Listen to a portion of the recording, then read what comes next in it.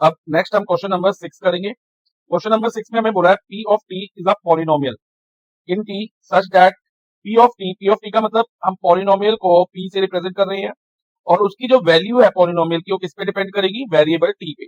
Okay, और हमें एक पॉलिनोमियल दिया है पी ऑफ टी, ये मैंने अंडरलाइन करा, ये पॉलिनोमियल दिया है और हमसे पूछा गया है which of these is the square root of P of T. हमें गिवन पॉलिनोमियल का स्क्वायर रूट फाइंड करना है, square root of P of T. तो स्क्वायर रूट हम फैक्टराइजेशन मेथड से फाइंड करेंगे। अब इसमें बचा हमें जो पॉलिनोमियल दिया है ना, उसमें तीन पॉलिनोमियल मल्टीप्लाई हो रहे हैं, तीन क्वाड्रेटिक पॉलिनोमियल। देखो, एक है T square plus 5t minus 14 और दूसरा पॉलिनोमियल है T square minus 7t plus 10 और तीसरा पॉलिनोमियल है T square plus 2t minus 35। अब तीनों पॉलिनोमियल को हम अलग अलग फैक्टराइज करेंगे। पहले मैं ले लेता हूं बच्चा T square plus 5t minus 14, इसको फैक्टराइज करते हैं। इसकी फैक्टराइजेशन कैसी होगी, बाय मिडल टर्म स्प्लिटिंग।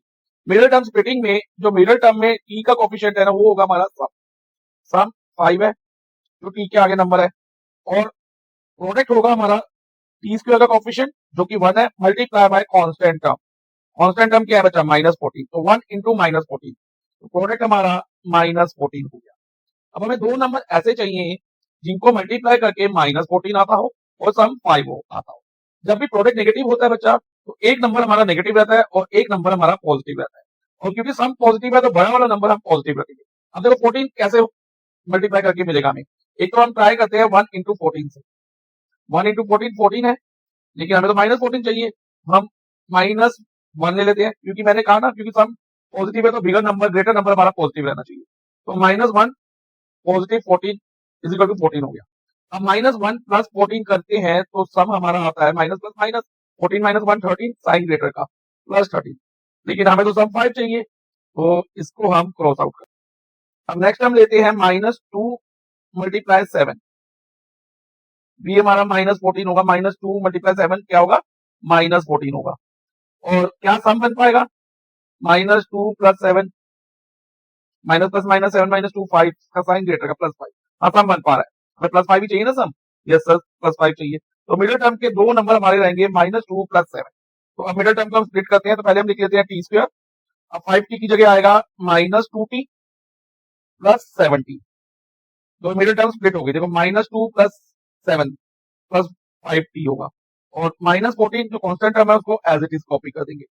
अब आगे करें तो बच्चा देखो फर्स्ट टू टर्म में हमारे पास t कॉमन है, दोनों में नंबर में कुछ कॉमन नहीं है, लेकिन वेरिएबल t कॉमन है। तो t अगर हम कॉमन लेते हैं तो ब्रैकेट में रहता है t माइनस 2। देखो टी स्क्वायर में से t कॉमन लेंगे तो t रह जाएगा, t मल्टीप्लाई टी स्क्वायर होता है, और 2t में से अगर t कॉमन लेते हैं तो 2 बचेगा, क्योंकि t मल्टीप्लाई बाय 2t होता है।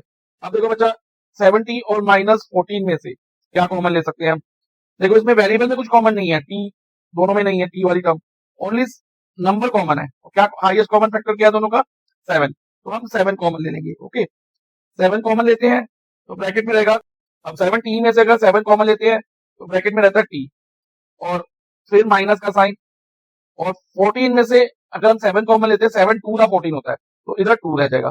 अब देखो बच्चा इस टर्म में और इस टर्म में जो मैंने डबल अंडरलाइन करी है, इनमें t माइनस 2 दोनों में कॉमन है, तो t माइनस 2 हम कॉमन ले लेंगे।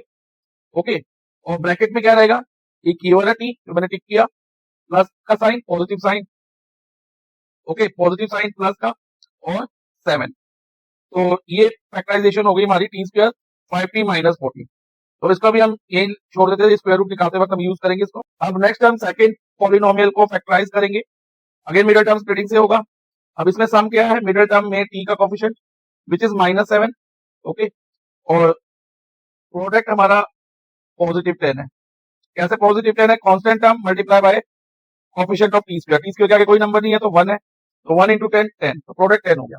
अब बच्चा जब भी प्रोडक्ट पॉजिटिव हो, ध्यान से सुनना, प्रोडक्ट पॉजिटिव हो और सम नेगेटिव हो, तो दोनों नंबर जो हमारे होंगे ना बच्चा वो नेगेटिव होंगे। तो पहले हम 1 इंटू 10 ट्राई करते हैं, और माइनस 1 इंटू माइनस 10 पॉजिटिव 10 हो जाएगा, लेकिन क्या सम बन पाएगा, माइनस 1 माइनस 10 लेने पे minus minus plus 1 plus 10 11 sign greater का माइनस 11, तो ये पॉसिबिलिटी नहीं है हमारी, क्योंकि हमें तो सम क्या चाहिए था, माइनस 7 चाहिए था।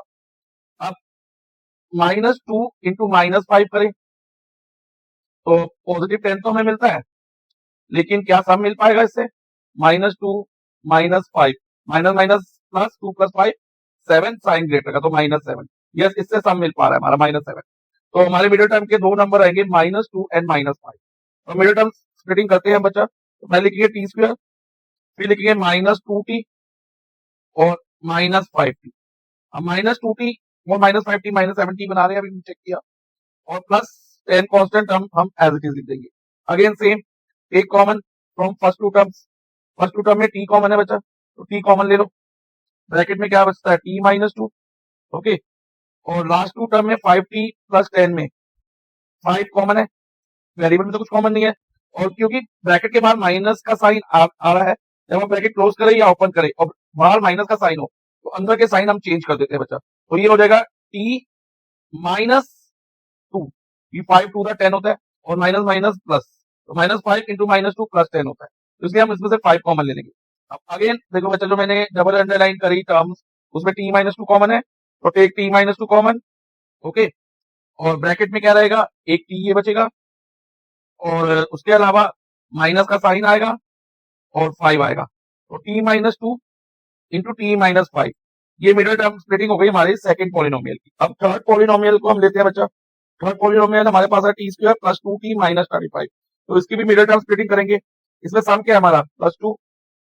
ओके, और प्रोडक्ट क्या रहेगा, -35 × t² के आगे जो नंबर है 1, तो -35 ही प्रोडक्ट होगा। अब हमें दो नंबर ऐसे लेने हैं जिनको मल्टीप्लाई करके -35 आता हो, सम पॉजिटिव 2 हो। तो अगेन क्योंकि प्रोडक्ट नेगेटिव है, तो one of the number negative रहेगा और अदर नंबर पॉजिटिव रहेगा। और क्योंकि सम पॉजिटिव है, तो बिगर नंबर को हम पॉजिटिव रखेंगे। ओके बच्चा, तो अब -35 कैसे बन सकता है, एक तो -1 × 35, तो लेकिन उसमें सम नहीं बनेगा, तो उसके अलावा 5 × 7 करें, -5 × 7 वी गेट -35। लेकिन क्या सम बन पाएगा, 2, ये चेक करते हैं। -5 + 7, minus plus minus 7 - 5 2 sign greater का +2, तो सम हमें मिल रहा है बच्चा +2। तो यही हमारे मिडिल टर्म स्प्लिटिंग के नंबर रहेंगे, -5 और +7। तो लिखते हैं हम पहले t² -5t + 70 और -35, कांस्टेंट टर्म हम एज इट इज लिखते हैं। ओके, अब बच्चा आगे ध्यान देना, is equal to first two term में हमें क्या कॉमन दिख रहा है, t² -5t में t कॉमन है, तो ब्रैकेट में रहेगा t² में से अगर t कॉमन लेते हैं तो t रहेगा, और 5t में से अगर t बाहर ले लिया तो -5। अब नेक्स्ट टू टर्म में 70 - 35 में 7 कॉमन है बच्चा हमारे पास, तो +7।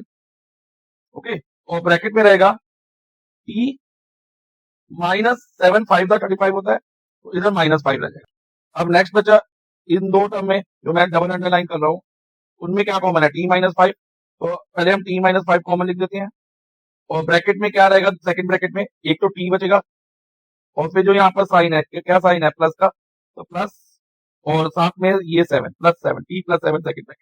तो अब हमारे पास तीनों पॉलिनोमियल की फैक्टराइजेशन आ गई। अब हम इसको पॉलिनोमियल का स्क्वायर रूट निकालेंगे। पहले square root of p of t को लिख दिया हमने, साइन डाल दिया स्क्वायर रूट का, और फिर पूरे पॉलिनोमियल जो तीनों पॉलिनोमियल का प्रोडक्ट था, उसमें भी स्क्वायर रूट का साइन डाल दिया।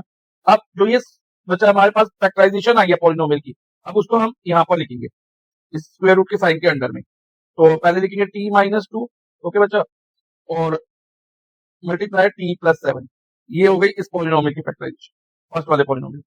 अब सेकंड वाले पॉलिनोमियल की फैक्टराइजेशन क्या हमने फाइंड करी, t-2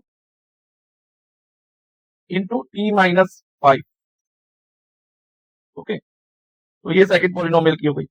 और थर्ड पॉलिनोमियल की फैक्टराइजेशन है हमारे पास t-5 × t + 7। ओके, अब देखो बच्चा, फैक्टराइजेशन तो हमने लिख दी। अब पेयरिंग करेंगे हम फैक्टर्स की। अब हमारे पास एक t-2 और दूसरा t-2, तो ये t-2 एक सिंगल t-2 स्क्वायर रूट के साइन के बाहर आ जाएगा। ये हम स्क्वायर रूट जब निकालते हैं हम कैसे निकालते हैं बच्चा, 3 × 3, मान लो किसी नंबर की फैक्टराइजेशन ये आ जाती है, तो 3 का पेयर बाहर आ रहा है, एक 2 का, ऐसे निकालते हैं ना। तो इसी तरह से इसमें हम फैक्टर की पेयरिंग करेंगे। इसमें एक t-2 का एक पेयर बन रहा है, और t + 7 और t + 7 का भी पेयर बन रहा है, तो एक t + 7 भी बाहर आ जाएगा। ओके, और उसके अलावा t-5 × t-5 का भी पेयर बन रहा है, तो ये इसका स्क्वायर रूट हो गया। अब ये किससे मैच करता है, देखो बच्चा, ऑर्डर अलग हो सकता है कि प्रोडक्ट में अगर हम 2 × 3 × 4 करें तो भी सेम आंसर आएगा, या 4 को बीच में रख दे और 3 और 2 को लास्ट में रख दे तो भी सेम आंसर आएगा। तो ऑर्डर बदलने से मल्टीप्लाई चेंज नहीं होता। तो हमें ये देखना है कि किस वाले ऑप्शन में t-2, t+7 और t-5 तीनों आ रहे हो। देखो बच्चा, इन सेकंड और फोर्थ ऑप्शन में से ये होगा। देखो सेकंड ऑप्शन में हमारे पास t-2 और t-5 इंटू t+7 तीनों टर्म्स आ रही है, तो यही इसका स्क्वायर रूट रहेगा। हमारा आंसर रहेगा ऑप्शन नंबर 2।